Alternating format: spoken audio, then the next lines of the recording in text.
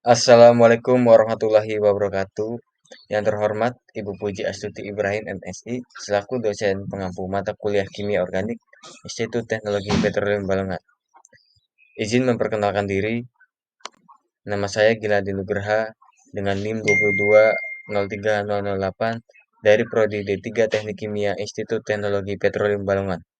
Di sini saya akan menjelaskan hasil jawaban saya pada tugas ujian akhir semester mata kuliah Kimia Organik. Dimulai dari nomor 1. Apa bedanya sikloalkana dengan aromatik? Sikloalkana merupakan senyawa non-aromatik yang memiliki rumus umum CnH2n dan berantai jenuh, serta tidak memiliki ujung rantai atau saling mengikat. Contohnya pada gambar pada sebelah kanan atas ini adalah sikloheksana, yaitu saling mengikat. Sedangkan aromatik adalah senyawa aromatik atau senyawa yang memiliki aroma yang memiliki rumus umum C6H6 dan memiliki rantai ganda, selang siling dan saling beresonansi.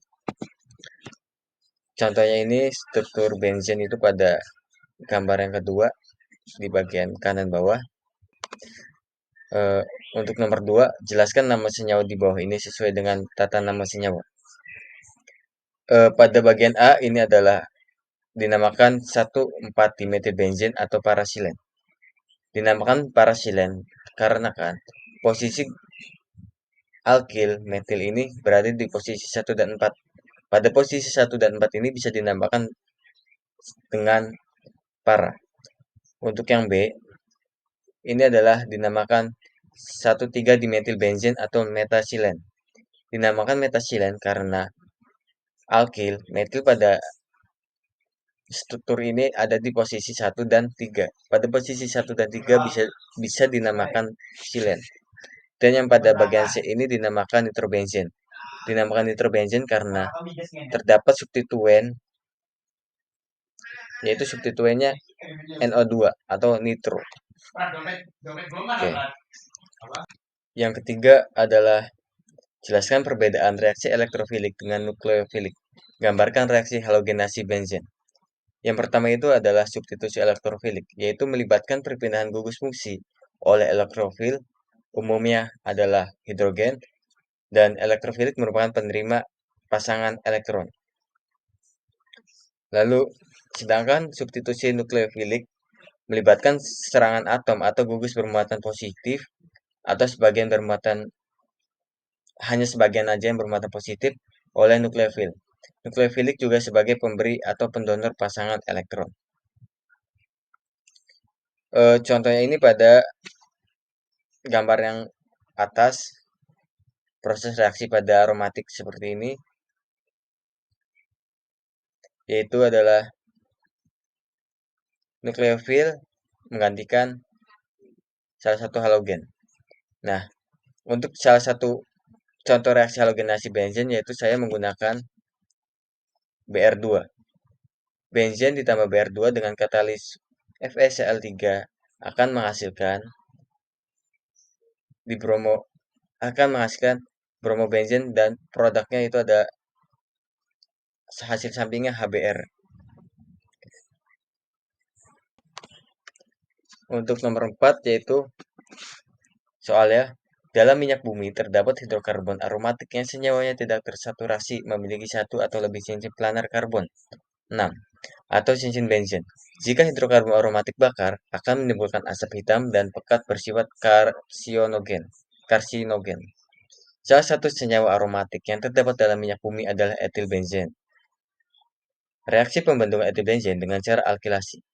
Gambarkan struktur senyawa tersebut dan mekanisme secara lengkap untuk membuat senyawa tersebut dari benzen. Pada nomor 4 ini langsung pada mekanismenya. Pertama itu adalah benzen ditambah etil klorida dengan bantuan katalis AlCl3 bereaksi menjadi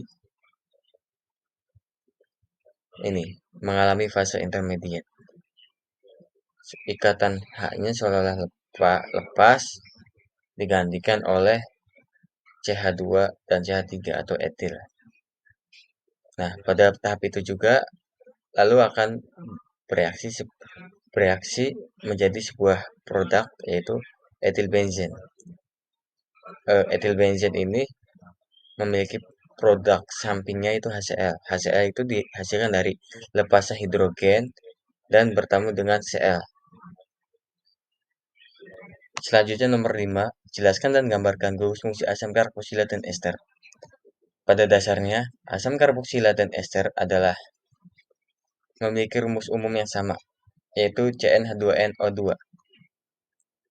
Nah, tetapi memiliki perbedaan pada gugus fungsi. Pada asam karboksilat, gugus fungsinya itu COOH. Salah satu contoh penerapannya itu pada asam propanoat yang ada di gambar pada samping kanan ini. Lalu yang kedua itu ester.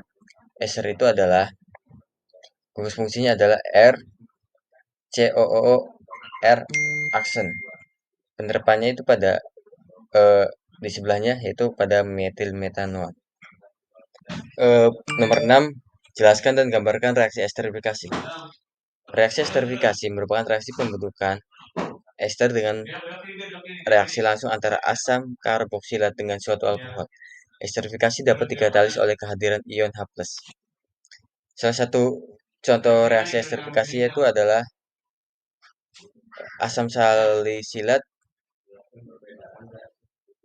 terus ditambah metanol dengan bantuan katalis H+ akan menghasilkan metil salisilat dan produk samping air. Untuk nomor 7, jelaskan aplikasi senyawa asam karboksilat dan ester dalam kehidupan sehari-hari. Yang pertama itu pada asam karboksilat, yaitu dapat diaplikasikan pada industri makanan seperti aditif, pengawet, produksi minuman ringan, lalu dapat juga pada industri farmasi dan digunakan sebagai fungisida, antipiretik dan analgesik, pembuatan obat-obatan berdasarkan vitamin C. Lalu dan pada pada industri lainnya adalah dapat sebagai pembuatan cat dan vernis, industri plastik dan pelumas, pembuatan karet, dan lain-lainnya. Sedangkan pada pengaplikasian ester dalam kehidupan sehari-hari, sebagai ester buah-buahan, yaitu aroma yang memiliki khas seperti buah-buahan, terus senyawa ester dari gliserol digunakan sebagai bahan baku pembuatan sabun dan mentega, lalu ester dari alkohol suku tinggi dan asam karboksilat suku tinggi, atau lilin wax digunakan sebagai pemoles mobil dan lantai. Lalu selanjutnya itu adalah beberapa senyawa ester digunakan sebagai bahan untuk pembuatan benang. Terus amil asetat salah satu senyawa ester yang banyak digunakan sebagai pelarut untuk gambar dan lak.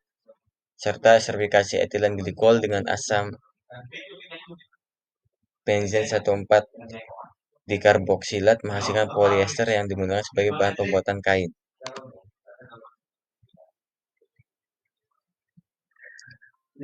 Sekian jawaban yang dapat saya sampaikan. Kurang lebihnya mohon maaf. Terima kasih pada Ibu Puji atas kesempatan dan waktunya.